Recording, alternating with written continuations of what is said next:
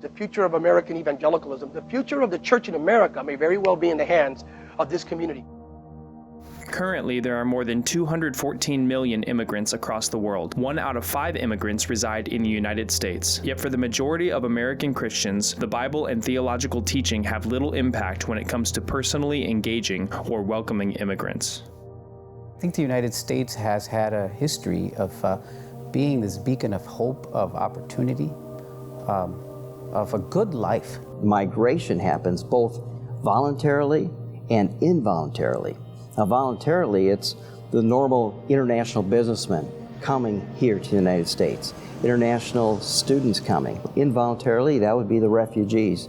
They're coming because of religious persecution, political persecution. Now you have rural communities moving from rural societies around the world and settling in the urban centers of North America.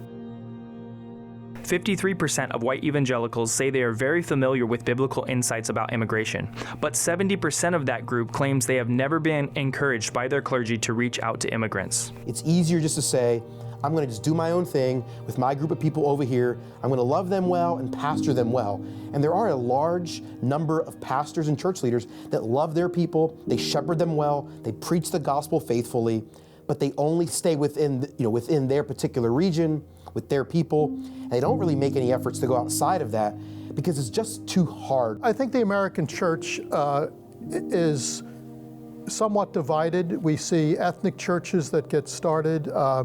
We see very few churches that are multicultural and do it well.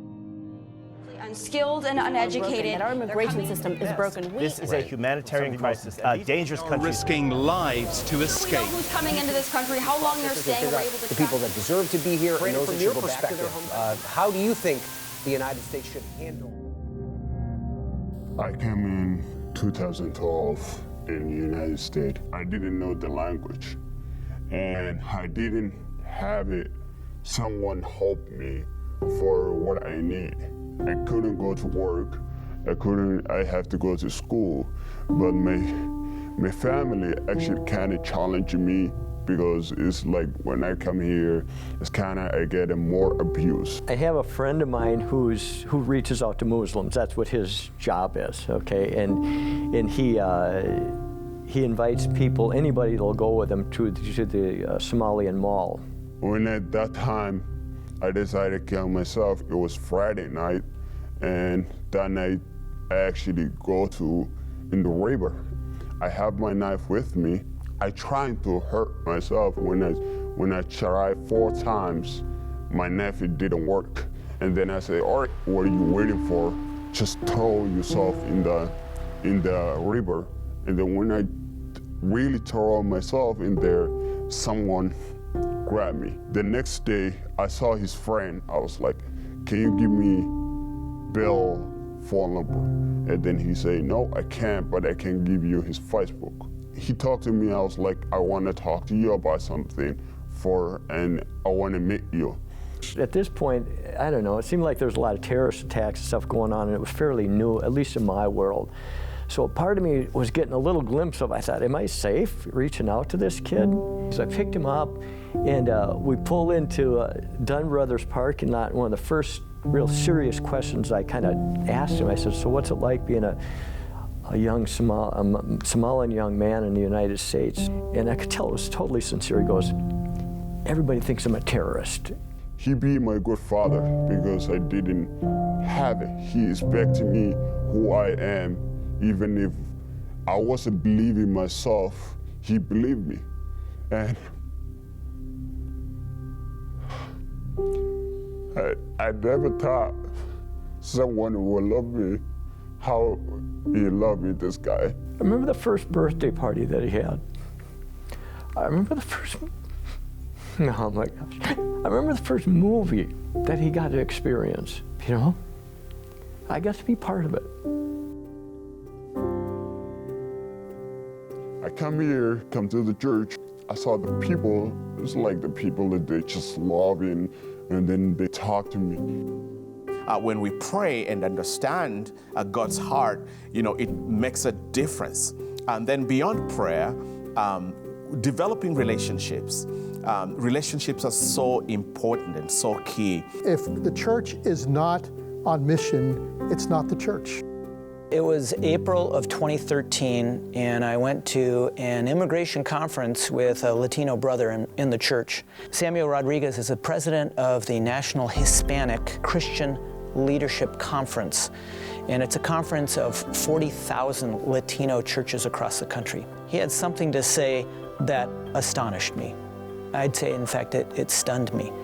He said, Latinos are the hope for Christianity in America today. And when he shared that, I've got to be honest with you, I was offended. I'm a pastor of an evangelical church, and I want to be part of the hope for Christianity in America today. When you arrive in the United States as a refugee, did you know that you arrive with a debt on your shoulders? You have to pay back to the United States government your airfare for yourself, for your wife, for your children. Can you imagine how exhausting it is to come in not knowing one word of the language, not knowing the culture? It's very difficult for an immigrant. I was that child, for instance, that came to the U.S. and had to be my parents' interpreter for everything, from banking, opening a checking account, to paying the electric bill over the phone. And then I feel as though I heard from the Lord in John chapter 4 to wake up. And I wasn't sure what to do with that, but I was invited by Bibles, Badges, and Business to go to Washington, D.C. I shared from the Good Samaritan, from Luke 10. We have 3 responses to somebody who's in need. We can be like the priest and totally ignore it and move on. We can be like the temple assistant, and we can actually walk over and show some interest. We can debate and dialogue about it, or we can be more like the Samaritan and actually do something. I've seen groups that have focused so much on being multicultural and multi-ethnic that they leave Jesus behind.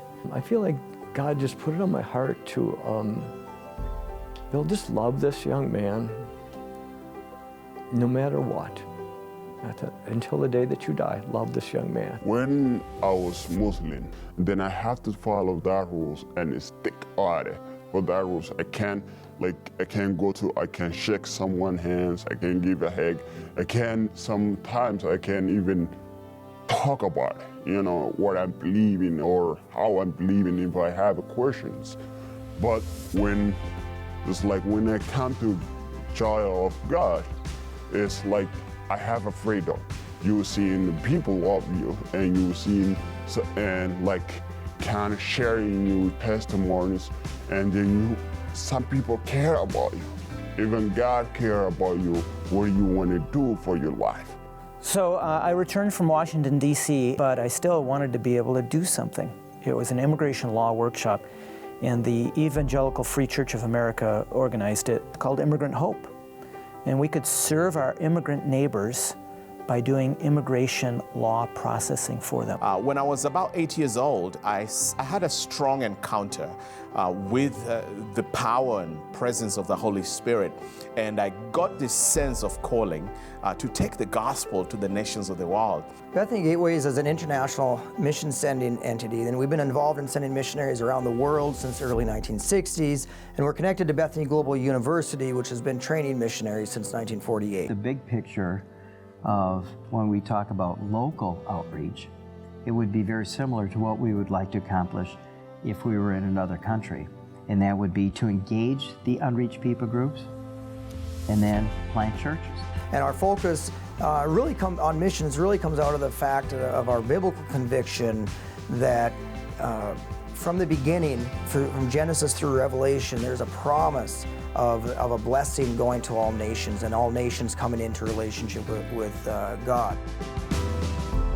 Using the standard definition of unreached people groups, there are somewhere between 32 and 40 groups in the United Kingdom and 50 to 60 groups living in Canada. The United States has between 80 to 104 unreached people groups. This means the United States contains the largest number of unreached people groups outside the 1040 window. 1 out of 5 people in the Twin Cities was not born in the United States. And so if we do church like we've done it historically, thinking that it's one culture, one people, we're going to find that our churches are going to be dying. I think when we look at the landscape across the country, most churches don't have a sense of urgency. What if it's the church that steps out and says, we're going to be the ones to welcome them? The tragedy is that if the church leader or the pastor is missing it, the congregation is going to miss it. The congregation is not going to be able to see it. But if pastors and leaders and missionaries and evangelists, we see it, then the church will be able to see it, we'll be able to speak about it, and we'll be able to find ways to equip those within our sphere of influence, those that we are called to minister to see this broader mission of Jesus through his lenses and through his eyes. And that will be able to change our cities.